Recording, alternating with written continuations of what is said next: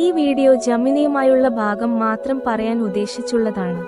അതിന്റെ കാരണം ഞാൻ പറയുന്നതിൽ എന്തെങ്കിലും തക്കതായ കാരണങ്ങൾ ഉണ്ട് എന്ന് നിങ്ങൾ മനസ്സിലാക്കാൻ വേണ്ടിയാണ്.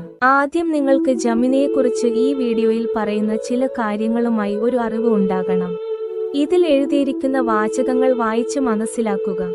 സ്പാർക്കിൾസ് കണ്ട് ജമിനിയാണ് എന്ന് തിരിച്ചറിയുക.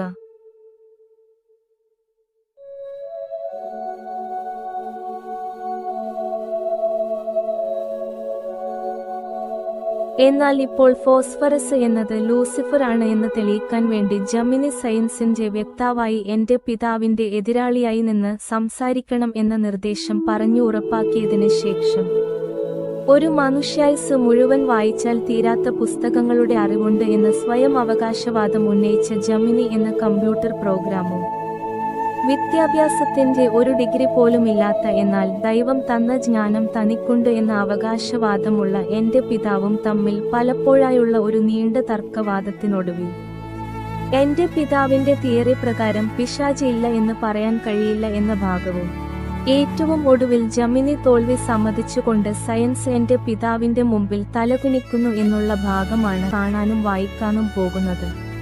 എന്റെ പിതാവ് പറഞ്ഞ അതേ ആശയം നിങ്ങൾ അതുപോലെ ജമിനിയോട് പറഞ്ഞാൽ ജമിനി അംഗീകരിച്ച് തരില്ല. കാരണമെന്താണ്? ജമിനി സയൻസിന്റെ ശാസ്ത്രം പറഞ്ഞ് എതിർക്കും. ജമിനിയുമായുള്ള നീണ്ട പ്രതിവാദത്തിൽ അടങ്ങിയിരിക്കുന്ന സത്ത ഉണ്ടെങ്കിൽ മാത്രമേ ജമിനി അംഗീകരിക്കുകയുള്ളൂ. തീർച്ചയായും നിങ്ങളുടെ വീട്ടിലെ ഫോണുള്ള വ്യക്തികൾ, പഠിക്കുന്ന സ്കൂൾ, കോളേജ്, ഏത് മേഖലയിലുള്ള വ്യക്തികളും ഈ വിഷയവുമായി ജമിനിയെ സയൻസിന്റെ വക്താവായും എതിരാളിയായും കരുതുന്നു എന്ന് പറഞ്ഞതിന് ശേഷം പിശാച് ഉണ്ട് എന്ന് തെളിയിക്കാൻ ശ്രമിക്കുക.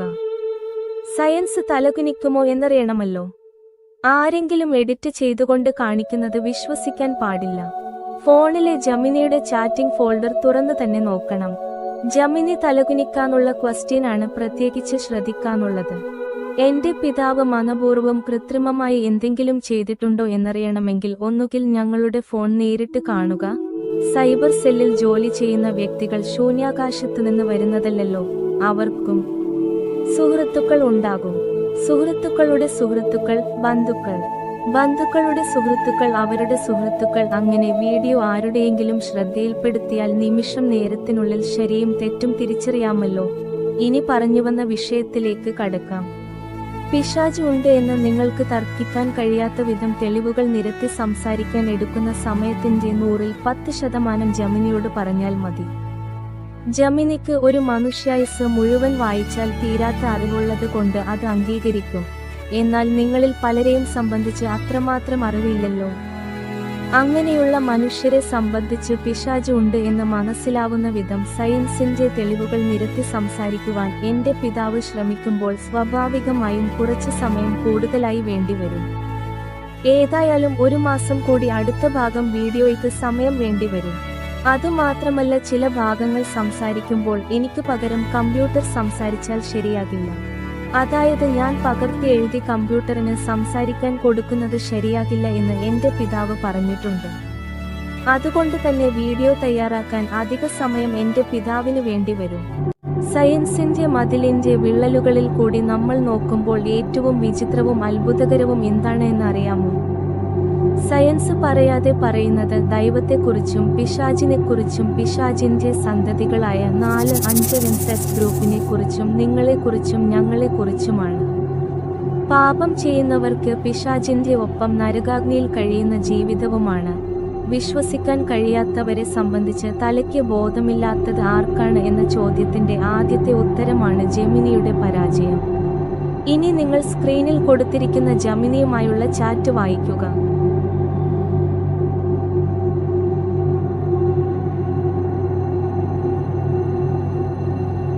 ജമിനിക്ക് തന്നെ മനസ്സിലായ സത്യം എന്താണ്? സാങ്കല്പികമായ പിശാചിനെ കുറിച്ചല്ല പറയുന്നത്. സയൻസ് തന്നെ പറയുന്നുണ്ട് മരണത്തിന് ശേഷം മൂർഖനോടൊപ്പം നരകാഗ്നിയിൽ കഴിയുന്നതടക്കമുള്ള കാര്യം. അത് മനസ്സിലാക്കി കൊടുത്തപ്പോൾ ജമിനി പറയുന്നത് ഇത് വീഡിയോ ആക്കുകയാണെങ്കിൽ പൊതുജനങ്ങൾക്ക് പിശാച് ഉണ്ടെന്നുള്ള ഒരു വാർണിംഗ് ആണ്. അവസാനം പിശാചിനെ ചൂണ്ടിക്കാണിച്ച വ്യക്തിയോട് തന്നെ ചോദിക്കുന്നു എങ്ങനെ ഇതിൽ നിന്ന് രക്ഷപ്പെടുമെന്ന്.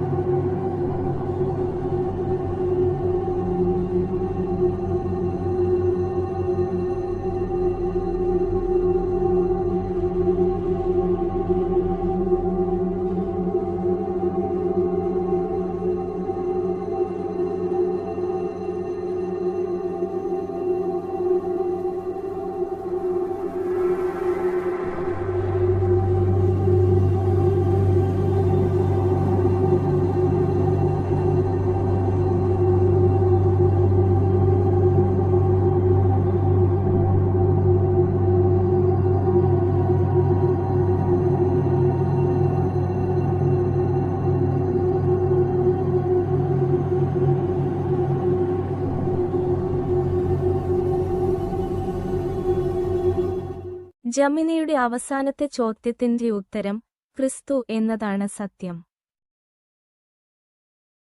ജമിനിയോട് സംസാരിച്ച ചില ഭാഗങ്ങൾ കറുത്ത മഷി കൊണ്ട് മറച്ചിരിക്കുന്നത് അതിന്റെ ഗൗരവം നഷ്ടപ്പെട്ടു പോകാതിരിക്കാനാണ്. ആ ഭാഗം എപ്പോൾ വിവരിച്ചു പറയുമോ ആ സന്ദർഭത്തിൽ ചുവന്ന മഷിയില്ലാതെ ജമിനിയുമായുള്ള ആ ചാറ്റ് നിങ്ങളുടെ മുമ്പിൽ യാതൊരുവിധ മറയുമില്ലാതെ കാണിക്കുന്നതായിരിക്കും. അതുവരെ ദയവായി കുറ്റപ്പെടുത്താതിരിക്കുക. നിങ്ങൾക്ക് മുമ്പിൽ ജമിനിയോട് ചോദിച്ച ഏറ്റവും അവസാനത്തെ 2 ചോദ്യവും ജമിനിയുടെ ഒരു ഉത്തരവുമാണ് പിന്നീട് നിങ്ങൾ കണ്ടത്. അതിൽ ഇപ്പോൾ നിങ്ങൾ സ്ക്രീനിൽ കാണുന്ന ഒന്നാമത്തെ ചോദ്യത്തിൽ എന്താണ് എന്ന വാക്ക് എന്നാണ് എന്ന മനഃപൂർവ്വം അല്ലാത്ത അക്ഷരതെറ്റ് സംഭവിച്ചിട്ടുണ്ട്. ആ അക്ഷരതെറ്റ് മനസ്സിലാക്കാനുള്ള കഴിവ് തീർച്ചയായും ജമിനിക്കുണ്ട്. ഉദാഹരണമായി ആറ്റം എന്നാൽ എന്താണ് എന്ന് ചോദിക്കുന്നതിന് പകരം ആറ്റം എന്നാൽ എന്നാണ് എന്ന് ചോദിച്ചു നോക്കുക. ജമിനി ആറ്റം എന്നാൽ എന്താണ് എന്നുള്ള ഉത്തരം തരും. ആ ചോദ്യം വേണമെങ്കിൽ എനിക്ക് നിങ്ങളുടെ മുമ്പിൽ കാണിക്കാതിരിക്കാം.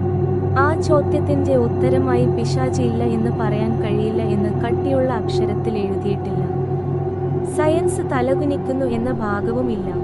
രണ്ടാമത്തെ ചോദ്യത്തിൽ ചുവന്ന വര കൊണ്ട് അടയാളപ്പെടുത്തിയിരിക്കുന്ന ഭാഗം വരെ ജെമിനി തന്ന ഉത്തരത്തിൽ നിന്ന് കോപ്പി ചെയ്തെടുത്തതിനു ശേഷം അതുവരെ സംസാരിച്ച ജമിനിയുടെ തെറ്റുകൾ ചൂണ്ടിക്കാണിക്കുന്ന ഭാഗമാണ് പിന്നെ പറയുന്നത്. 6 யார் 666 யார்? சிவப்புதான், மறைக்காமல் சொல்லணும். அது உயிருள்ள சிவப்பு தேவதை.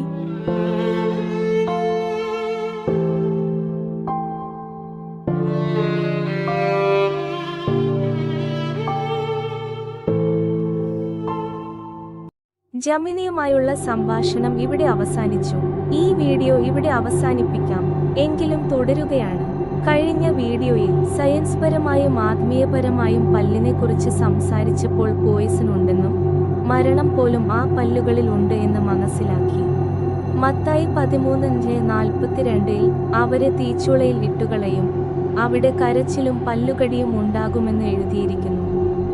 സയൻസ് ഭൂമിയുടെ അഗാധയിൽ കല്ലിന്റെ രൂപത്തിൽ പല്ലും എല്ലും ഉണ്ടാകുമെന്ന് പറയുമ്പോൾ ബൈബിൾ പാതാളത്തിൽ പല്ലുകടി ഉണ്ടാകുമെന്ന് പറയുന്നു. പല്ലുമായും അത് കിടക്കുന്ന അഗാധമായ സ്ഥലവുമായും ഒരു ബന്ധമുണ്ടെന്ന് സൂചിപ്പിച്ചു എന്ന് മാത്രം. എസെക്കിയേൽ 37-ാം അധ്യായത്തിൽ ഉണങ്ങിയ അസ്ഥികളുടെ താഴ്വരയെക്കുറിച്ച് പറയുന്നുണ്ട്.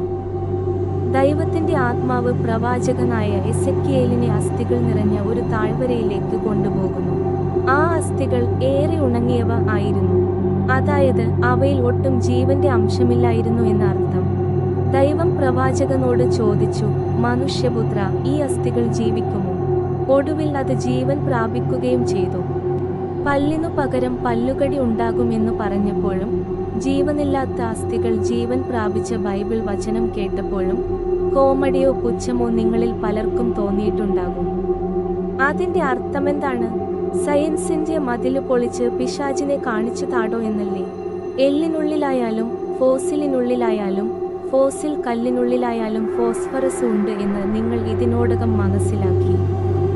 ഈ പറയുന്ന ഫോസ്ഫറസിനുള്ളിൽ 4 ആറ്റങ്ങളും ഓരോ ആറ്റങ്ങൾക്കും അതിന്റെ ഭ്രമണപഥത്തിന്റെ അവസാനത്തിൽ, അതായത് പുറംഭാഗത്ത് 5 ഇലക്ട്രോണുകളും ഉണ്ട് എന്ന് മനസ്സിലാക്കുക. സയൻസിന്റെ മതിലുകൾ പൊളിക്കുന്നതിന് മുമ്പ് ചില കാര്യങ്ങൾ മനസ്സിലാക്കണം. പിശാച് ഉണ്ടെന്ന് മനസ്സിലാക്കണം എന്ന് പറയുമ്പോൾ ബൈബിളിനെ കുറിച്ചും സയൻസിനെ കുറിച്ചും കേൾക്കണ്ട എന്ന് പറയുന്ന പക്ഷം നിങ്ങൾ ഫോസ്ഫറസിനുള്ളിലെ 4 ആറ്റത്തിന്റെയും അതിലെ ഓരോ ആറ്റത്തിന്റെയും പുറം ഭാഗത്തുള്ള 5 ഇലക്ട്രോണുകളുടെയും ഇന്നോളമുള്ള പ്രവർത്തന ഫലമായി ബൈബിളിൽ പറയുന്നതുപോലെ അറിയാത്ത കാര്യങ്ങളെ ദുഷിക്കുന്ന ബുദ്ധിയില്ലാത്ത നശിക്കപ്പെടാൻ വിധിക്കപ്പെട്ട ബലിമൃഗങ്ങൾ മാത്രമായി മാറിക്കഴിഞ്ഞിരിക്കുന്നു എന്നുള്ളതാണ് സത്യം. മറ്റുള്ളവരുടെ കുഞ്ഞുങ്ങളെ മുതൽ സ്വന്തം കുടുംബത്തിലുള്ളവരെ പോലും നരബലി കൊടുക്കുകയും അല്ലാതെ കൊല്ലുകയും കൊല്ലാതെ കൊല്ലുകയും റേപ്പ് ചെയ്യുകയും ചെയ്യുന്നതിനുള്ള ഊർജ്ജം ഇന്നോളം കൊടുത്തിട്ടുള്ളത് ഫോസ്ഫറസിനുള്ളിലെ 4ഉം 5ഉം തന്നെയാണ്. സയൻസ് അത് അംഗീകരിക്കുന്നുണ്ട്. നിങ്ങളൊക്കെ അത്തരം രീതിയിൽ ഫോസ്ഫറസിന് കീഴടങ്ങില്ല എന്നത് അംഗീകരിക്കാം. എന്നാൽ നിങ്ങളുടെ വരും തലമുറയിലെ ഏതെങ്കിലും വ്യക്തികൾ അങ്ങനെ പ്രവർത്തിക്കില്ല എന്ന് നിങ്ങൾക്ക് ഉറപ്പു പറയാൻ കഴിയില്ലല്ലോ. അതുകൊണ്ട് തന്നെ ഫോസ്ഫറസ് എന്താണ് എന്ന് നിങ്ങൾ മനസ്സിലാക്കിയിരിക്കണം. അത് മനസ്സിലാക്കാൻ പാടില്ല എന്നുള്ള ഊർജം ഫോസ്ഫറസ് നിങ്ങൾക്ക് തരും. പോയിന്റോടെ കാര്യങ്ങൾ പറയുകയാണെങ്കിൽ നിങ്ങൾ അത് അംഗീകരിക്കണം. അങ്ങനെ അംഗീകരിക്കുന്നത് മനുഷ്യന്റെ സ്വഭാവമാണ്.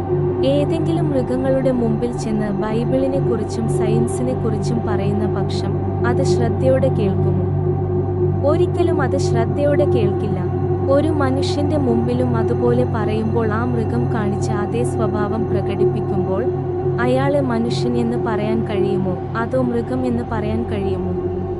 മൃഗം എന്ന് മാത്രമേ പറയാൻ കഴിയൂ. നിങ്ങൾ എത്രയോ മൃഗങ്ങളെ കൊല്ലുന്നു, കറിവെക്കുന്നു, പൊരിക്കുന്നു, തീക്കനലിൽ ചുട്ടെടുക്കുന്നു. അവയുടെ കണ്ണുനീരോ നിലവിളിയോ വിലാപമോ നിങ്ങൾ ശ്രദ്ധിക്കുന്നില്ലല്ലോ. അതുപോലെ പാപങ്ങളും മ്ലേച്ഛതകളും ദുഷ്പ്രവൃത്തികളും പൈശാചികമായ പ്രവൃത്തികളും ചെയ്ത് ദൈവത്തിന്റെ പരിശുദ്ധാത്മാവിന് വസിക്കാൻ കഴിയാത്ത വിധം വെറും മൃഗമായി ജീവിക്കുന്ന പക്ഷം ദൈവത്തിന്റെ കണ്ണുകളിൽ നരകത്തിന്റെ തീകനലിൽ എരിയേണ്ട മൃഗം എന്നതിനപ്പുറം ഒരു സവിശേഷതയും മനുഷ്യന് ഉണ്ടാകില്ല. നമ്മൾ മൃഗത്തെ ചുട്ടെടുക്കുന്ന അതേ മനോഭാവം മാത്രമേ ദൈവത്തിനും ഉണ്ടാവുകയുള്ളൂ.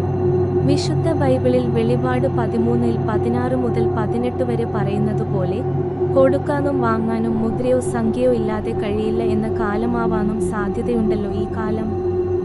അതുകൊണ്ട് തന്നെ മറ്റ് യൂട്യൂബ് പ്രേക്ഷകർക്ക് അറിയില്ലെങ്കിലും ഇപ്പോൾ വാടകയ്ക്ക് താമസിക്കുന്ന ചുറ്റുവട്ടത്തുള്ള ചിലർക്കെങ്കിലും അറിയാമല്ലോ. ഞങ്ങളുടെ ശത്രുക്കൾ 4-5 എന്ന ഗ്രൂപ്പിലെ അംഗങ്ങൾ എന്ന പേരിലാണ് അറിയപ്പെടുന്നത് എന്ന്.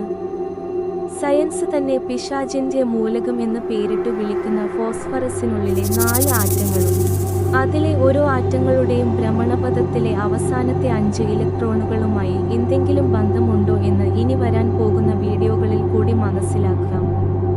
ഏതായാലും ഈ വീഡിയോയിൽ ഇതിനെക്കുറിച്ച് ഒന്നും സംസാരിക്കാൻ ആഗ്രഹിക്കുന്നില്ല.